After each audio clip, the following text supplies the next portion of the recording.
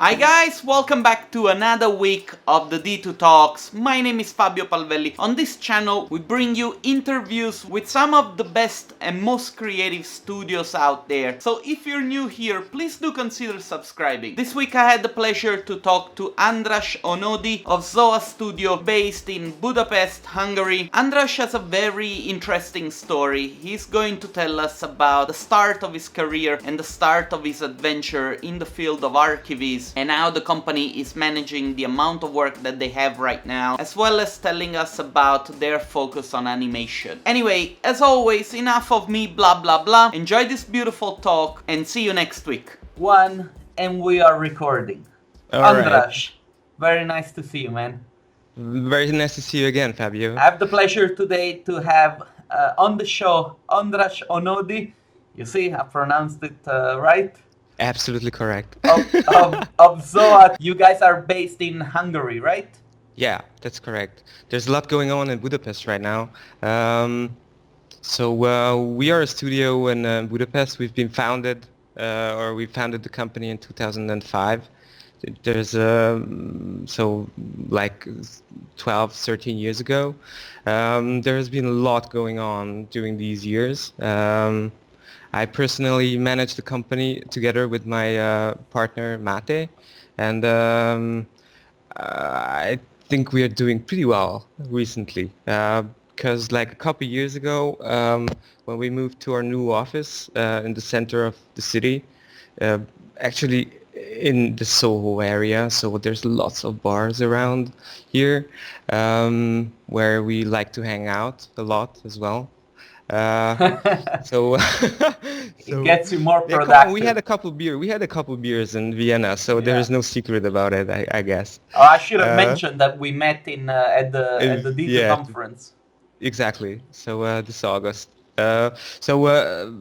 We 3 years ago we were like 6 people, and we grew to 18 right now. We like to hire pretty talented artists from all around the world. Recently, we have a really cool guy from Lebanon. There is another one being waited from Belarus, and we hope to have Mohammed here in the office. You probably know him, right? Which Mohammed? I know a lot of El Nahab. yeah. Okay. I know who you're. I'm really sorry, Mohammed, if you hear this, but I it's just know who really you're hard talking to. about. But they know it. It's like when people try to pronounce my name and my last name. I just go along with it. I don't think it's an offense. It's different languages, different cultures. Yeah, but I promise I will learn his name. No, or but I will learn. the funny thing is that my name is Fabio, and I say it over and over in my videos. How do everywhere. they pronounce it? They say Fabio? No, Fabian? Pablo. Pablo? Pablo, What? like I don't know. But it doesn't make I sense. come It's like across as Fabio. a Spanish guy. It's okay. It's all right. It's you just have to accept that. Yeah. So we founded the company like 12 years ago, and the last 3 years were huge. I mean, we actually what happened is that we decided to grow, and Hold this on, decision is hold on. okay. Let's take Okay. it let's take it one step at a time. You said something very important, and I think it's I want you to a little bit go back to that, because this is something that we always discuss with people, regarding like how do you make it to a certain level. Now, Mhm. you guys have been in business since 2005, but there's been a lot of changes and things happening in the same time, right? Yeah.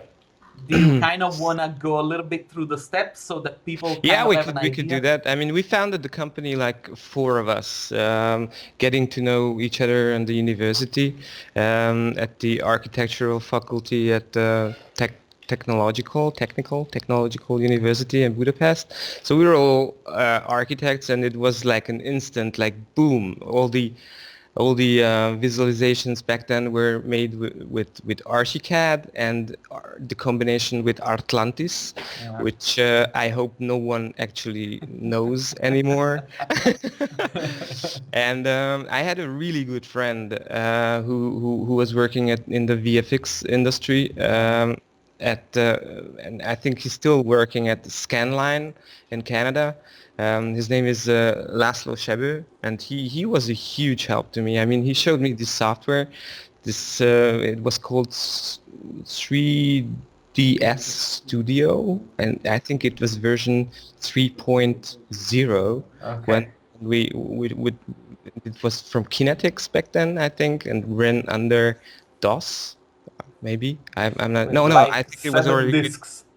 Yeah, exactly. So that was back, I think, in 2002, and you could produce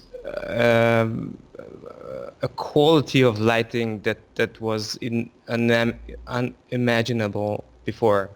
All the bump maps and shadows and that kind of stuff that it just made an amazing quality. You could kind of tweak or mimic some HDRI effects as well, and with the combination of shadow maps, which resulted in amazing images. So we've been working. What time was that? It wasn't too. I think the first project that I did with 3ds, or was it already Studio or was it Max? I can't really remember. But the first project I did was, I think, in 2000. No, in 1999 or 2000, something like That that. seems like so far away now. Yeah, actually, the first project that we did together was a digital reconstruction of a castle here in Hungary. There was this stuff that we did, the four of us that founded Zoa later after finishing the university. But yeah, actually the work was done in a summer, like in 2.5 months or 3 months. And it's funny to look at it. I wouldn't dare to show it because the quality is just so shitty. But right now I mean, one guy could do it in like 2 weeks maximum or 3 weeks. Back then it was 3 months But for it's like also six the people. it's also the fact that now the knowledge is more like collective, so to Yeah, say, so and and shared. it's yeah, widespread. Yeah, and you can just I remember the first time that I saw a rendering. It was a university, and it was a designer that is now a friend of mine and is also a very good visualizer. He's been working at Cityscapes, has been working in a lot of big offices, and we studied together in back home in back in London when I was Mhm. studying there, and I remember my questions to him were like, so let me understand, you modeled this with like 3ds Max? And he was like, yeah, yeah, I made a model with 3ds Max. And I was like, but how? It's a, the software is impossible to use. Where did you learn? And yeah, it was funny to see that there were actually people that could use the software back then. It was Yeah, such a huge wall to climb. that you had to penetrate just to get to it. Exactly. Yeah, Yeah. and So, but I now had this. Yeah, now I the had this software, friend. you open them and you have the tutorials there. Yeah, you just go to Google and tutorial like whatever particle system, Sorry, and I then interrupted you. no, just go on, or yeah, just No, do no, it. keep going, keep going.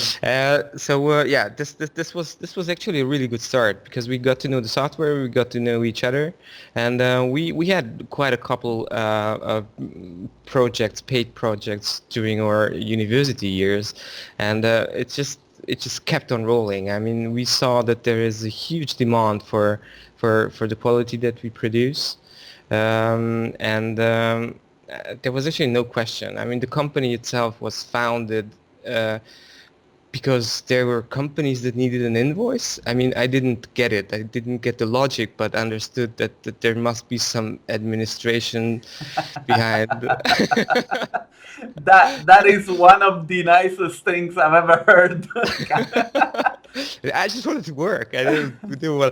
And right now, I'm working together with my partner Mate Hamori, and the split between us is actually pretty simple. I'm doing the he's sitting across the table and he's trying to be funny, but I could not hear that, but okay, it's not important. So and he's doing most of the administrational things, and I'm doing most of the organizational or a lot of the organizational things in the company. Um, so my love for administration is everlasting. It's, it's a it's so very poetic way to put it. yeah, I exactly. have to ask, what does is there a meaning behind the word Zoa, or is it just It's actually a something? mosaic of the three names that were founders in the company. Um, Uh, so well, there was a Zoltan, there was me, and there was another Andras. And if you put it together, there's another meaning of it. If you check one of the animations, I don't know which one, but they're at the on don't your don't check it. YouTube? Let the audience check it whenever they Okay, want to. okay. But if you check the three letters, the Z is well, I'm is just gonna overlap your YouTube page here so that people can okay. see it. So this is the Zoa Studio.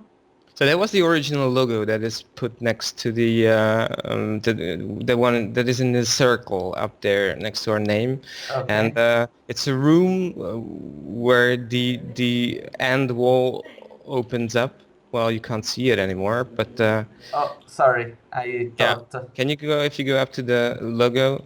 up Up. here. Yeah, there. Yeah, that one. So if the Z, this is a room which opens up on the end, and the Z is going out to the left. The O is going back in the Z axis, and the A is going down. And there is somewhere there's an animation of it, but so this was the evolution of the logo Okay. and the evolution of the name.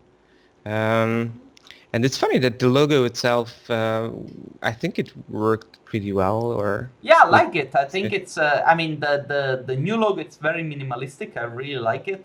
Actually, to be honest with you, I wasn't really acquainted with your work until I met Mhm. you in Vienna, and when I saw the presentation of everything, also the work that you guys have on your Facebook page, um, I thought it was very well presented, and it let transpires a lot of how do you want to put it? Not professionalism, but like a lot of thought for the image that you guys Mhm. want to share. That's basically one of the principles that we are trying to do here. Right now, we kind of have a focus on creating animations. So I think that I'm that playing one of your was animations now on yeah, the screen. that's the Chicago 700 West video that we have done half a year ago, I think. Okay. Um, so we have a strong focus on animations, and this was from the very beginning on. I think this has something to do with the fact that it was an animation that we had to do in 2000 about this castle that I mentioned before, Okay. and so it really stayed in our focus, and we are striving to do better and better stuff. Basically going deeper into branding kind of questions if it comes to architectural Uh-huh. visualization, and so we're talking a lot in the office. I think that's a really important part of the creative process Mm-hmm. that leads to these projects, and we are also hiring people who we think that are capable of getting loose their own really strong ideas and are able to jump into conversations and and get the results out of huge brainstorm Mm-hmm. sessions. No, Um, I can understand that because eventually, it's something that you need in a way if you want to connect at a higher level also with your clients. yeah, absolutely, absolutely. And can I ask you, because now I'm looking at this animation and it's extremely nice. What is the workflow that you guys usually use? Um, So let's just start with I would step or go one step back. Okay. Like right now, it's like 18 people in the office, Hmm. and we have a kind of the hierarchy or structure within the company. There's three levels.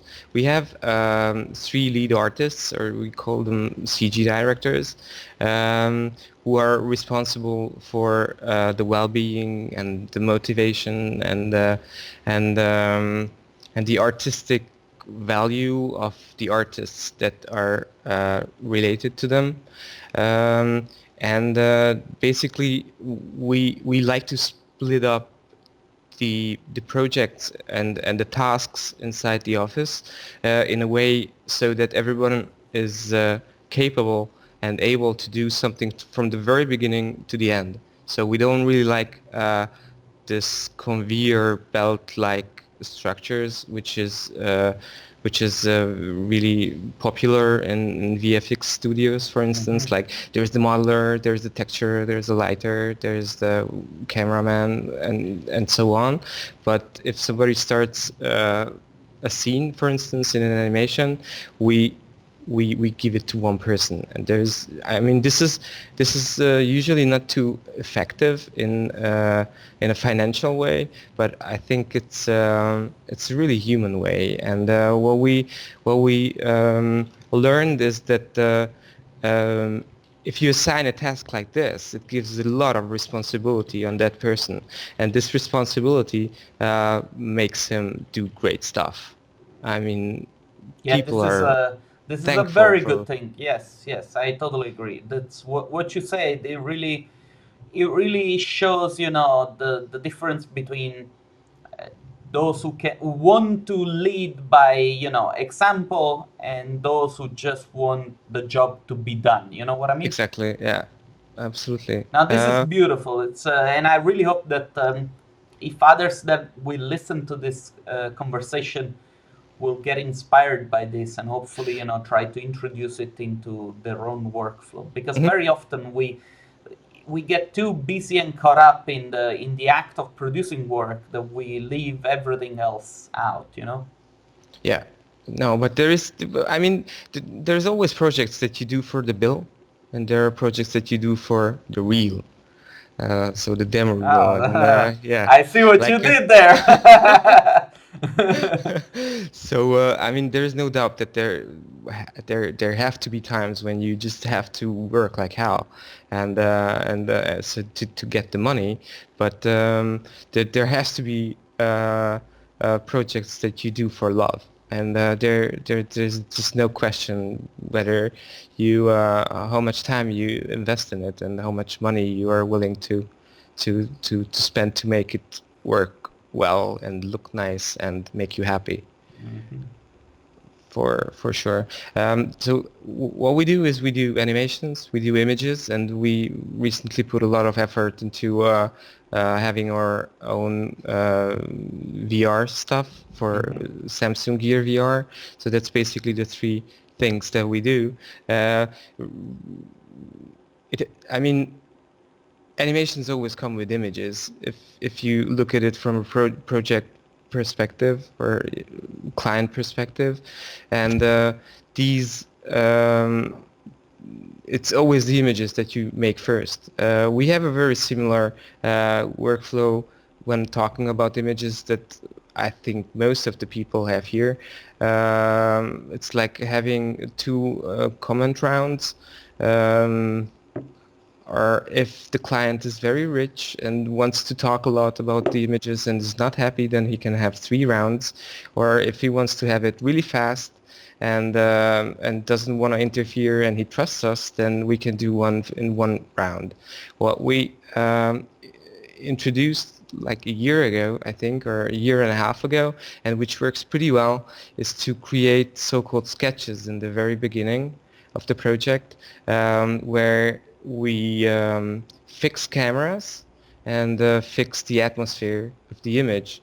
And this sketching is actually result, or if we have like 4 images to do, then we usually send 8 sketches to the client, so Mhm.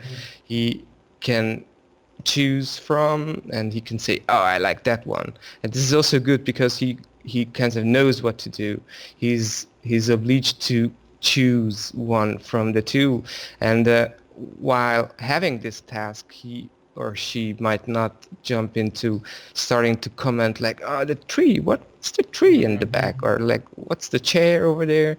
But he really focuses on this one task to choose from the two sketches that we have sent. But the sketches themselves are a result of a really tedious conversation inside the office, because we start out from 8 sketches and we just filter it down to 2 by talking about it, enhancing it, talking again, enhancing it, and then sending it over.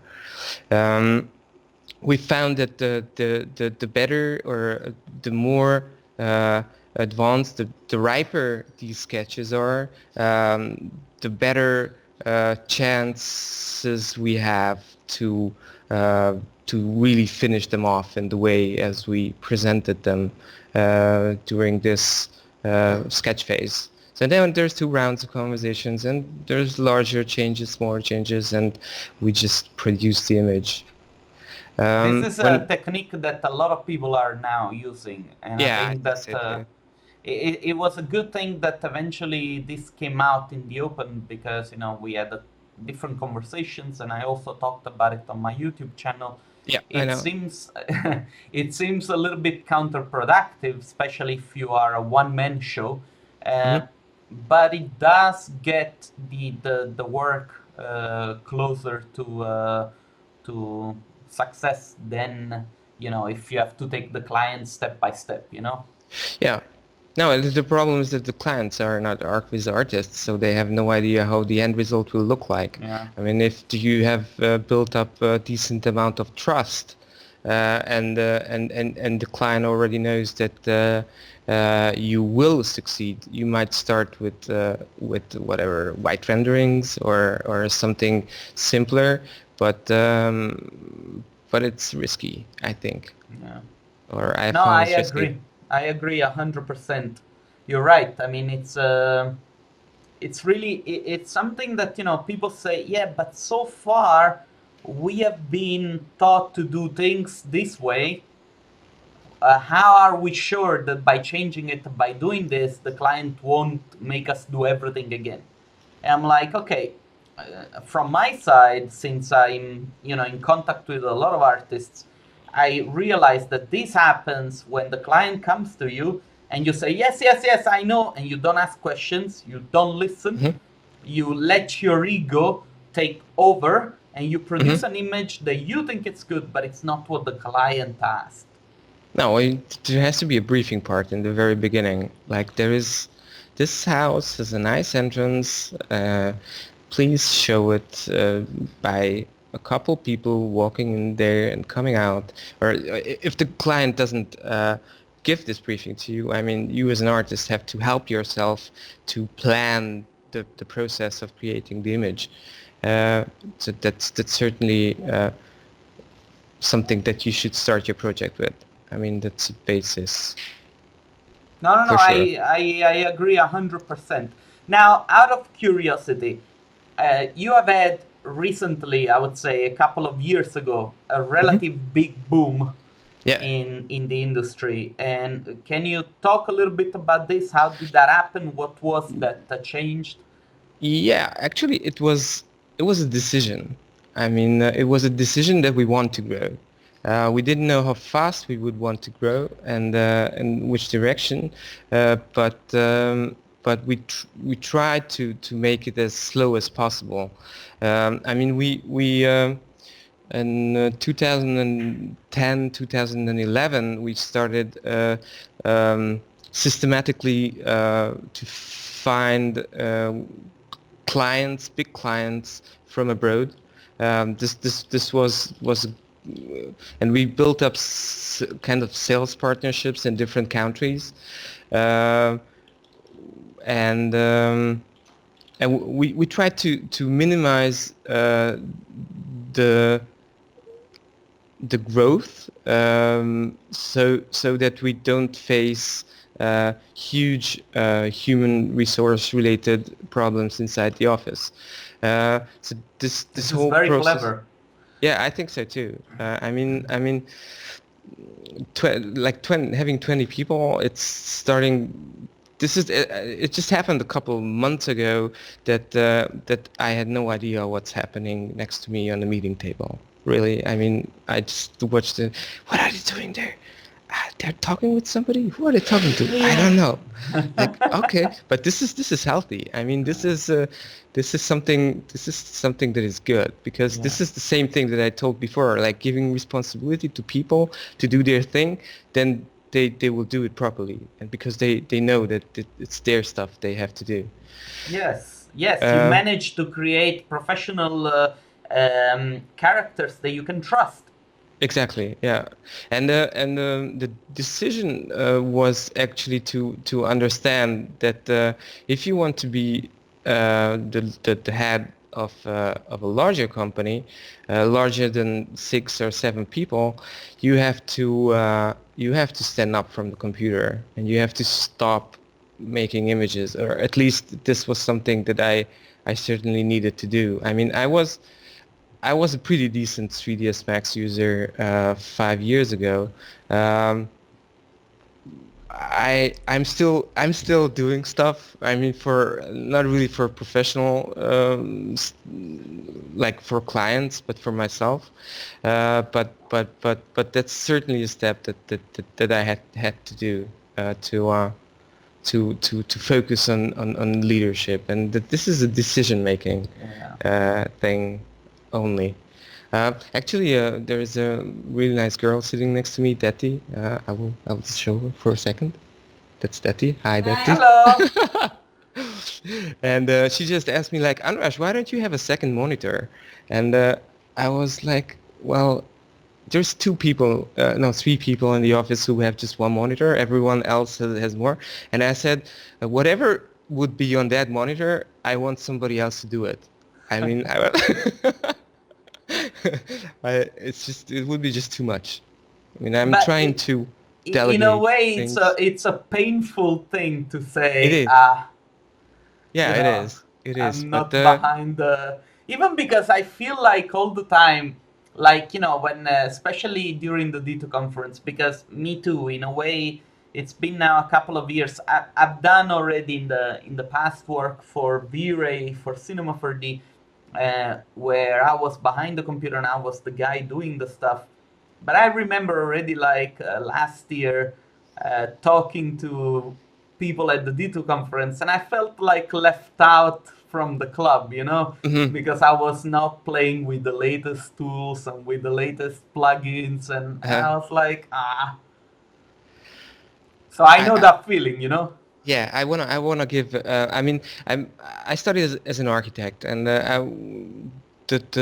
we were fascinated by forms, and that you can create forms, whatever forms, in 3ds Max, and the loft tool was insane. I mean, Yeah, it is still insane and can do yeah, crazy shit. And what I was really hooked on is the surface modifier. Like yeah. it was kind of nervsy stuff that you could paint, or not paint, but like make lines and put the surface on it.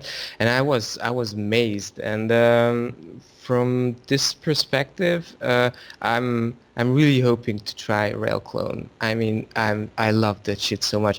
I used to play around a lot with Grasshopper and do forms, and yeah, it's just beautiful.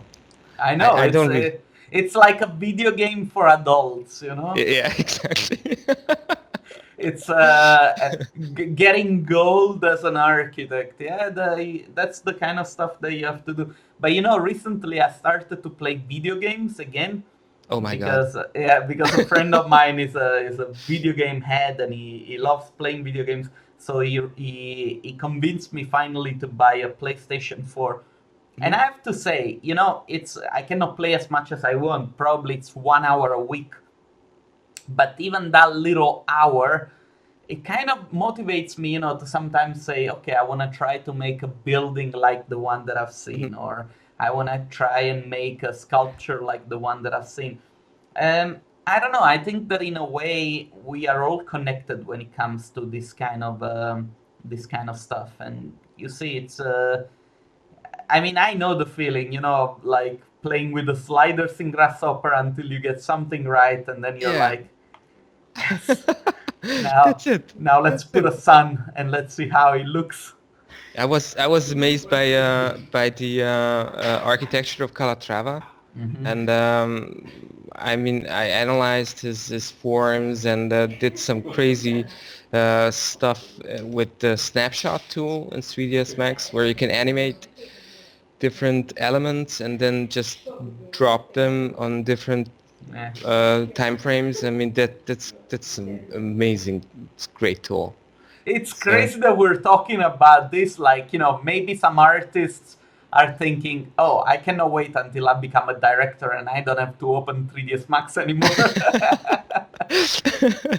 And now that we don't do it, we're like, oh, I miss that.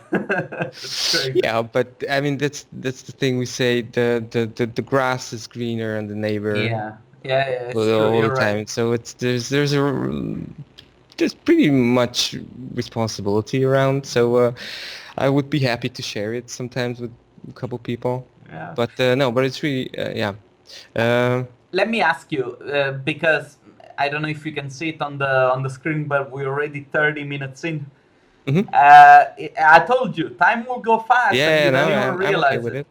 I want to ask you, regarding future plans, what Mhm. are you guys doing? What are you working on? What is going to happen next? We will start to create our 2018 show reel. That's something that we are really keen to do properly. And I mean, in the last couple of years, what we did is just to cut the best animation pieces that we've done together and use some cool music and effects and that kind of stuff. But right now we what we want to do is to create a completely kind of new animation. I hope to be able to do it by the end of summer. And it's going to be a great thing, and it's certainly animations that we want to deepen our knowledge in. We have made some partnership with a guy who is really into marketing and branding, and has been working in the ads, or yeah, ads industry for quite Advertising. advertising. Yeah. So he was a director of ad movies, and we hope to make some great stuff with him. And yeah, so I really hope that we can find potential clients who are not just interested in walkthroughs, because we hate walkthroughs. I mean, walkthroughs are horrible. We really believe that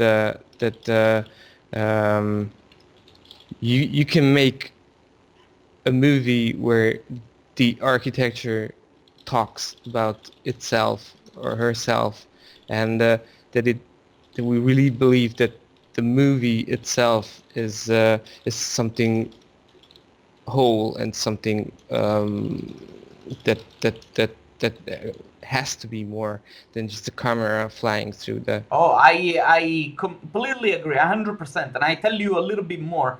I think that this was one of the biggest issues with architects asking for a certain type of product, because the revolution arrived really with the work of Alex Roman. I don't know if you remember Of it, course, yeah, yeah, the yeah. third and the seventh, where all of a sudden we were falling in love with architecture because details were shown in under a different, completely different eye than what architects were able to come up with. Because Hmm. the architect was like, "Show me the project, go through the Exactly, project, yeah. show me the project," But it's and not show me what it does with you.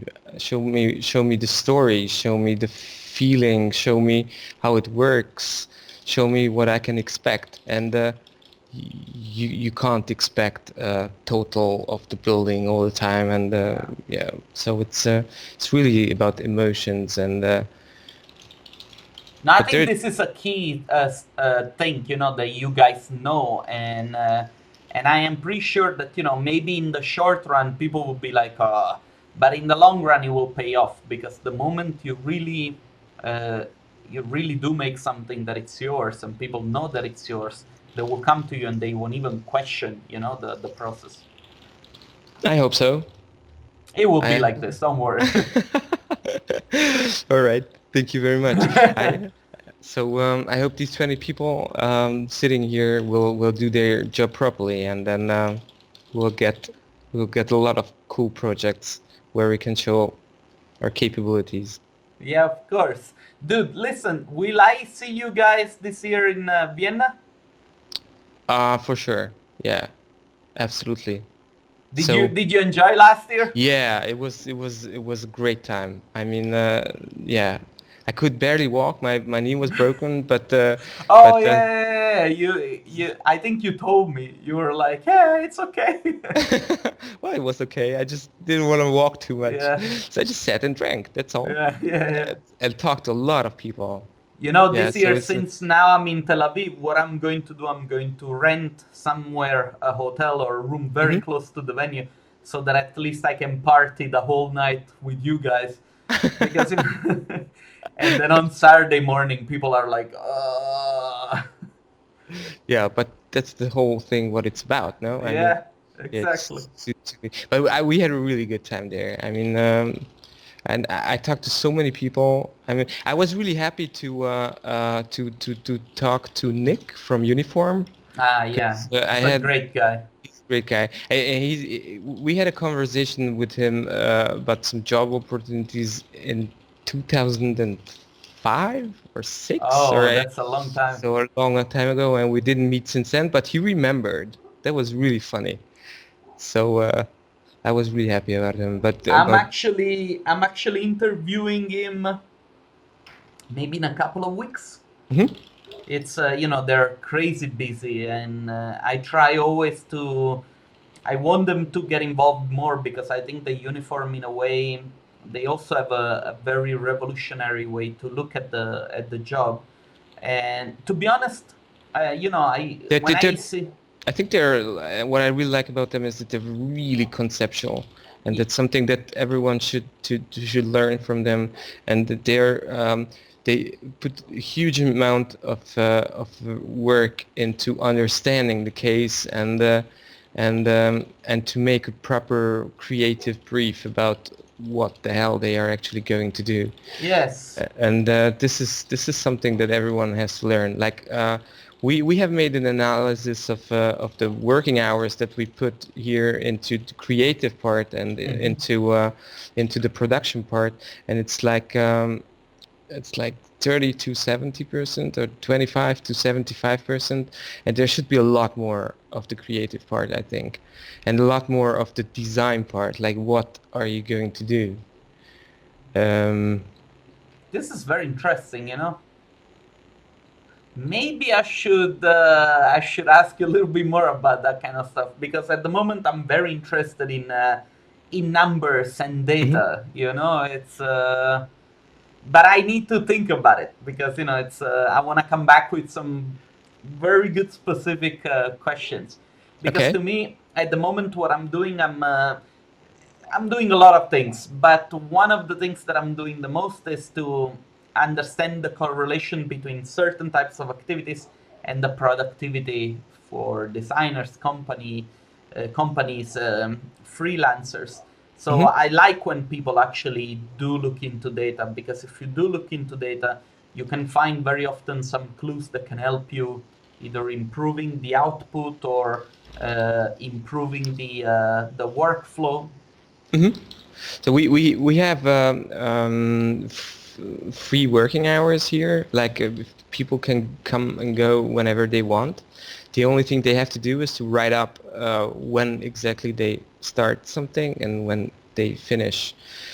This each of the projects has a code, and this whole and you have there's like 6 or 7 different things that you can do, like model, texture, render, brainstorm, go to meetings, talk to clients, whatever, and you can select this from a drop-down list, and this whole amount of data is something that we use daily to check and to see what the hell is going on. I mean, That is so interesting. And this is not which program do you use? Excel. Excel. Okay, so you It's have to do it with it fits on one screen. It's enough. Well, minimum computer yeah, I requirements mean, has to fit on one screen. exactly. I think, yeah. Yeah, I don't even dare to say what kind of computer I have. No, but but this is. I mean, this is just part of the job. But it's really helpful. I mean, to track how much you work on a project makes you confident when giving prices. Yes. That's the basis, and then everything else comes after it. I mean, I'm not sure that everyone would be interested in this, but I did not get in touch with you guys when it came to the pricing for architecture images, right? The video. I did not no, ask you. no. No, I don't think I did. Ah, damn it. Okay, maybe by the end of next year I'm going to make another video Hmm. and I'm going to try to do it publicly so that a lot more people can interact. And it would be curious to see, first of all, if all the clues that we are trying to give to people, also with these interviews and videos, Hmm. if there's going to be a global improvement, so to say, Hmm. because at the There moment, will be. hopefully, because Absolutely. a friend of I mine think yesterday told me, if the tide is high, all the boats are racing. exactly, and that's the same thing that happened with all the Tesla patterns that they were just given free, uh, and so that actually everyone can kind of understand how the different parts of the car work, uh, Uh-huh. and try and start making their own electric cars, which would raise the whole I did not level know of. that. Uh-huh, okay. I think that's what happened. I'm not sure. Okay. Maybe someone can correct me, but No, it's funny that you're saying this because, okay, this interview is about you, but I want to give you a little but bit of a... sharing data and sharing information is, I think, essential No, for your own absolutely. growth as well. Absolutely. Have you ever heard of game theory? Yeah, Yeah, so by Neumann, basically, well, the theory itself. Yeah. yes, the theory itself. Yeah, yeah. The one thing that basically I realized, especially when talking to other professionals, is that very little people talk to each other when it Yeah. comes to That's true. strategy and so on. And actually this goes against what all the other big corporations and companies and professionals are doing. And Hmm. actually once I was in a forum in Vienna for graphic design, because the graphic designer community in Vienna was very strong and people were meeting and talking. And basically, one thing that was clear back then was that the minimum hourly rate for a graphic designer in Vienna had to be 65 euros an hour, Hmm. so that nobody would go lower. Okay. And Yeah, yeah. the funny thing is that if you would call up any graphic designer, they would tell you everybody, it depends, but we start at 65 an hour. Hmm. And you could not get any cheaper price. And usually, if you were getting a cheaper price, then you would ask yourself, why is this cheaper? Where is the Hmm. catch? So, in a way, I don't know if it's possible to do this with architecture visualization, because I don't think we are as connected as that little community. But you see, sharing information, it just But helps it's not people. it's not just prices. I think it's workflow. Oh It's no, no, how everything. how Yeah. you do. So we had this idea, maybe it could spread through Fabio's YouTube channel, that we would be really happy to actually to exchange people with other studios in the world. I don't know if this is something that anybody else would be open to, but I mean, spending a month or two, not for me, but for I would go to Argentina or Mexico or whatever, and then somebody else is coming here, like share That is an change amazing change idea, you know? change to senior animation artists, and one is working here for 2 months, the other one is working there. I mean, this is a lifetime experience for the artists in the first place, and and I think it's really helpful for the companies as well, just bring some fresh air, to change ideas, talk different languages. So This is an amazing thing that you just said. I need to make a note because when I'm going to publish your video, I'm gonna make sure that people will pay attention, because the reason why I make this videos 30 minutes, now we are already 45 minutes, but it's fine. you can It's cut out because some of the parts that you didn't no, like. it's fine. We're gonna stop soon anyway. It's that a lot of people just watch 30 minutes of it, which Yeah. is a little bit of a shame, but it is what it is. Uh, but this might be very interesting for some artists. Maybe you find a small studio that looks up to you and says, "Okay, let's see, if there is anything that we can learn from each other." And I'm Or a sure big that there would studio be. that looks up to us. That might be also possible. No, but it's Yeah, okay, let's got think it. in a All right. practical terms. But I think it's definitely a fantastic idea. Okay. Dude, this is amazing. Yeah, I know. Andras, listen, 45 minutes in. Let's stop the recording now. I'm Okay. gonna hit the stop button. Don't go Bye-bye. anywhere. No, I will stay here. Say bye to Goodbye, everybody. everybody. Goodbye, and thank you very much, Fabio. I've already shown your Facebook page. You also have an Instagram account that you got beautiful pictures on it. It's very active. You keep it adjourned. Of course, there is the YouTube as well. I just put everything on the screen so people can find it. I'm gonna also put a link to your Facebook page when I'm going to publish this. If you wanna say goodbye to people, do it I now. want to say goodbye to people. So goodbye, and goodbye, Fabio, as well. Thank you very And much for guys- this opportunity. And thanks a lot for watching to the people at home. Okay, I'm gonna Okay. stop the recording. Don't go anywhere, and then we say goodbye to each other. Okay? All right. All right. See you in a bit.